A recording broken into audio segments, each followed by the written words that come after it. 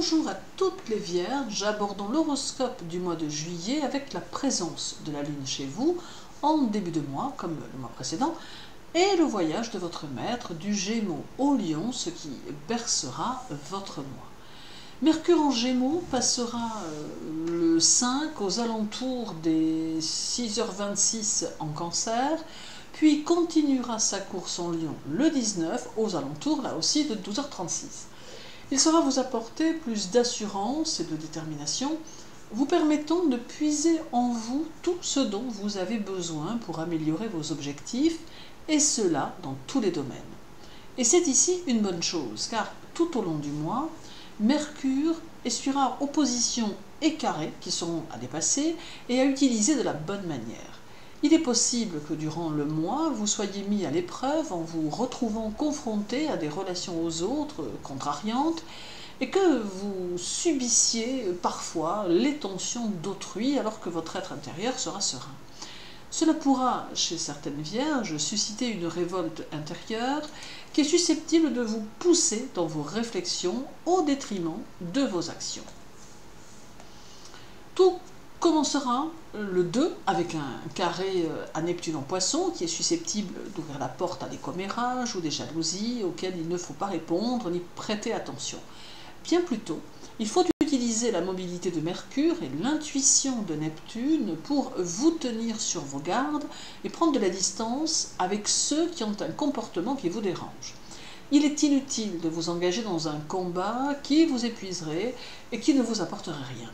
Mais ce carré possède malgré tout un avantage, celui de vous aider à voir plus loin et à vous projeter dans des domaines où l'on ne vous attend pas. Mercure et Neptune vous conseillent de ne pas vous limiter et de vous laisser aller à franchir de nouvelles étapes, tant dans votre domaine professionnel que dans le domaine du cœur. Pendant son transit en Cancer, Mercure sera le 5 au sextile de Mars en Bélier et le 9 au carré de Jupiter, lui aussi en Bélier. Il y a ici beaucoup de force et de puissance, mais que vous allez devoir correctement canaliser afin que cela vous soit utile pour avancer. Mars amène des réactions très spontanées, mais aussi les coups de tête, d'où moins de réflexion et moins de retenue. Le carré à Jupiter génère de la fatigue et des mouvements d'humeur et pourra même vous faire manquer de patience. Ce n'est donc pas le moment de prendre des rendez-vous importants car ceci pourrait vous mettre sous pression avec des résultats qui pourraient ne pas vous convenir. Le sextile à Mars permet lui de maintenir vos objectifs et peut même leur donner du corps et de la matière, d'autant que Mars entraîne votre esprit vers de nouveaux sentiers qui pourraient bien vous tenter. Plus en avant dans le mois, Mercure, toujours en Cancer, apporte le 14 un sextile à Uranus en Taureau et le 18 une opposition à Pluton en Capricorne, deux signes de terre en aspect avec votre maître en signe d'eau. En soi, ce n'est pas une mauvaise chose car la Terre a besoin d'eau pour survivre, tout comme dans la nature. Cela va vous offrir des pensées plus fécondes qui draineront de nouvelles idées, mais aussi qui apportent de nouveaux objectifs de vie. Bien sûr, il faut prendre en compte l'aspect soudain d'Uranus, mais aussi les notions de progrès et d'évolution qui lui appartiennent.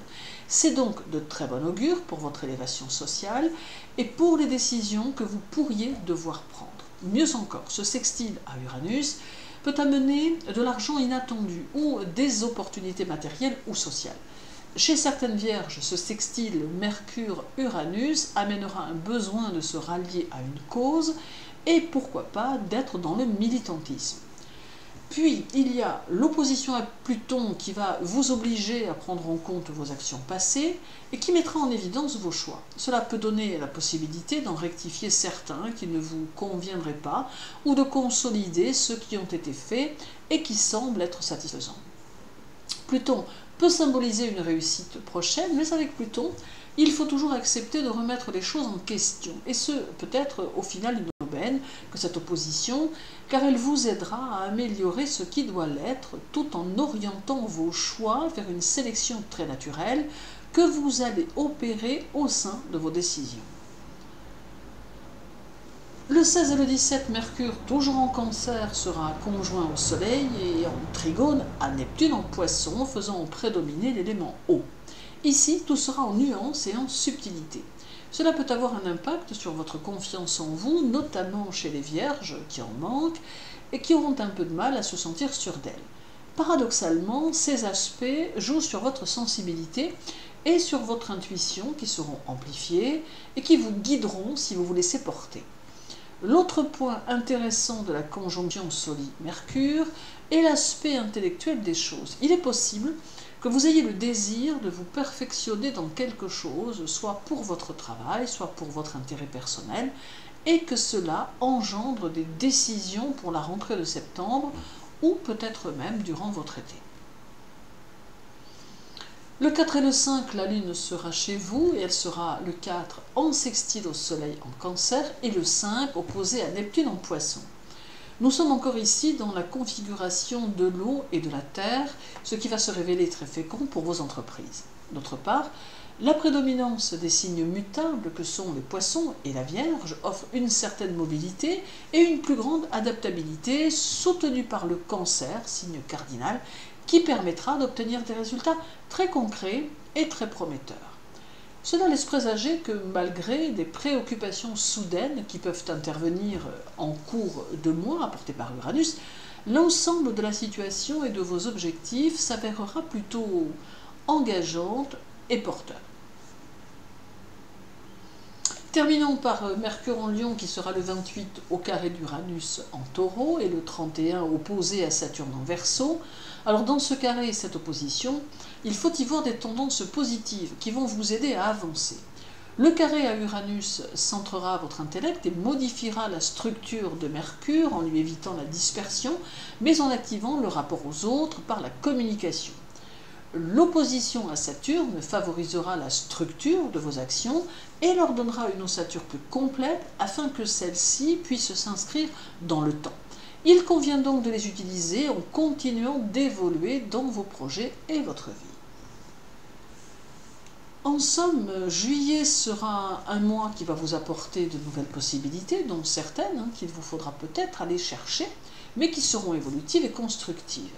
C'est un mois actif, tant concrètement qu'intellectuellement, avec des réflexions à avoir sur vous-même et sur ce que vous aurez le désir de mettre en forme. Septembre est à nos portes. Il convient de vous y préparer pour que cette rentrée demeure conforme à vos attentes. Merci pour votre écoute. Je vous souhaite une bonne journée et un agréable mois de juillet. Prenez soin de vous et à très bientôt.